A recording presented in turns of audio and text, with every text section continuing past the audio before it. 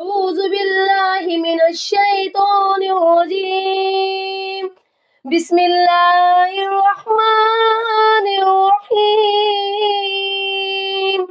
السلام علیکم ورحمۃ اللہ وبرکاتہ۔ رسول اللہ صلی اللہ علیہ وسلم نے فرمایا غیبت زنا سے سخت تر گناہ ہے۔ لوگوں نے کہا اے اللہ کے رسول صلی اللہ علیہ وسلم غیبت زنا سے سخت تر گناہ کیوں ہے؟ غیبت زنا سے سخت تر گناہ کیوں ہے؟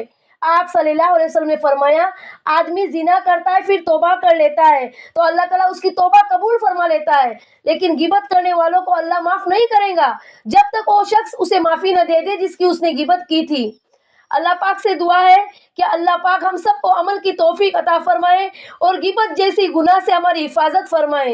غیبت یعنی کسی میں موجودہ عیب کو پیٹھ پیچھے بیان کرنا، اسے غیبت کہا جاتا ہے۔ بھلے اس میں موجودہ عیب ہے پھر بھی ہمارا فرض بنتا ہے، مسلمان کا فرض بنتا ہے کہ اس کے عیب پہ پردہ ڈالے، نہ کہ اس کی پیٹھ پیچھے برائی کرے، بیان کرے۔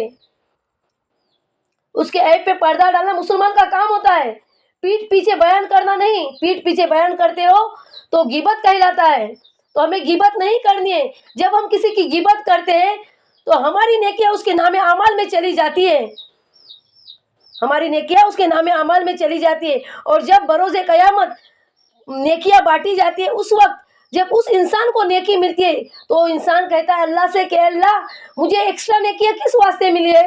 تو اللہ فرماتا ہے کہ فلاں شخص نے تیری غیبت کی تھی تو اس کی نیکیاں تیرے نام اعمال میں ملی ہے، جمع کی گئی ہے۔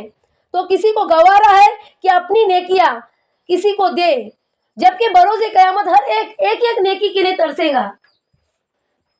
بروز قیامت ہر ایک نیکی کے لیے ترسے گا، تو کسی کو گوارا ہے کہ اپنی نیکیاں کسی اور کو دے دے؟ کسی کو گوارا ہے کہ اپنی نیکیاں کسی کو دے دے؟ نہیں گوارا ہے، تو کیوں غیبت کرتے ہو؟ دوسروں کی غیبت کریں گے تو ہماری نیکیاں اس کے نام عمل میں چلی جاتی ہے، بروز قیامت ہماری نیکیاں اسے مل جاتی ہے۔ تو فائدہ کس کا ہے؟ جس کی ہم غیبت کرتے ہیں اس کی فائدہ ہے، ہمارا نقصان ہے، ٹوٹل خسارہ۔ تو ایسے کام ہی کیوں کرتے ہو جس سے تم خسارے میں ہو؟ جب کسی کی غیبت کرتے ہو تو برائے مہربانی اسے دنیا میں ہی معافی مانگ لو، ورنہ بروز قیامت تمہاری نیکیاں اسے مل جائیں گی۔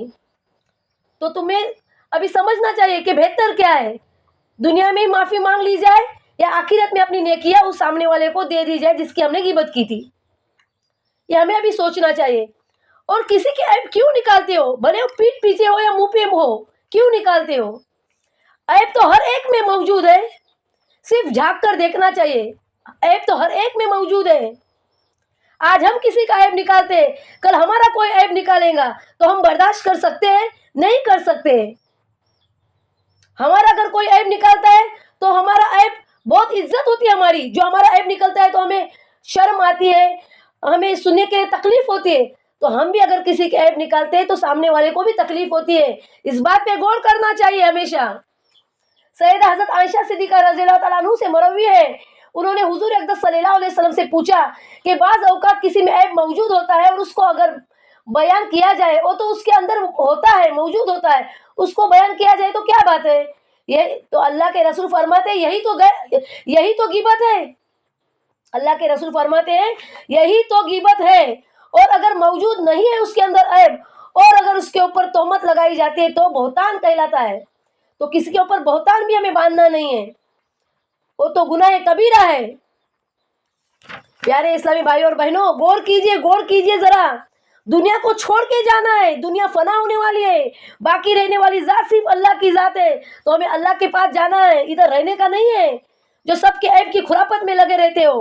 کسی کے عیب نہیں نکالو گے تو حلق کے نیچے نوالا نہیں جائے گا، اگر کسی کی برائی نہیں کرو گے تو حلق کے نیچے نوالا نہیں جائے گا۔ یہ معاشرے کا حال ہے۔ سورہ یوسف قرآن مجید کا اسلوب دیکھ سکتے ہیں، سورہ یوسف قرآن مجید کا اسلوب دیکھ سکتے ہیں۔ پورے سورہ میں منفی کرداروں کا نام نہیں ہے، چاہے حضرت یوسف کے بھائی ہو یا عزیز مصر کی بیوی ہو، ان کا کنایت سے ذکر کیا گیا ہے جو مثبت کردار تھے۔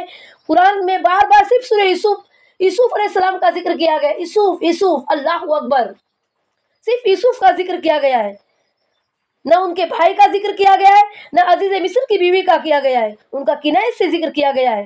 ہمیں اس سے سبق سیکھنا چاہیے۔ ہم تو لوگوں کے عیب کی خرافت میں لگ جاتے ہیں, لوگوں کے عیب کی تلاشی میں لگ جاتے ہیں. یہ غلط ہے اور گناہ ہے. او گناہ کیسی گناہ ہے؟ گناہ کبیرہ ہے, گناہ کبیرہ ہے. الغیبت اشد من الزنا, الغیبت اشد من الزنا. غیبت بدکاری سے بھی بڑا گناہ ہے. غیبت بدکاری سے بھی بڑا گناہ ہے, زنا کاری سے بھی بڑا گناہ ہے غیبت. لیکن معاشرے میں غیبت کو فیشن بنا ڈالے. غیبت کو کوئی گناہ نہیں سمجھتا ہے, زنا کاری اور بدکاری کو ہی گناہ سمجھتے ہیں, جبکہ اللہ کے رسول فرماتے ہیں کہ غیبت بدکاری سے بھی بڑا گناہ ہے. تو پیارے اسلامی بھائی اور بہنوں, اس حدیث پر غور کیجئے اور عبرت حاصل کیجئے اور عمل کیجئے. میرے اللہ پاک سے دعا ہے کہ اللہ پاک ہم سب کو عمل کی توفیق عطا فرمائے اور غیبت جیسی بڑی گناہ سے ہماری حفاظت فرمائے. السلام علیکم.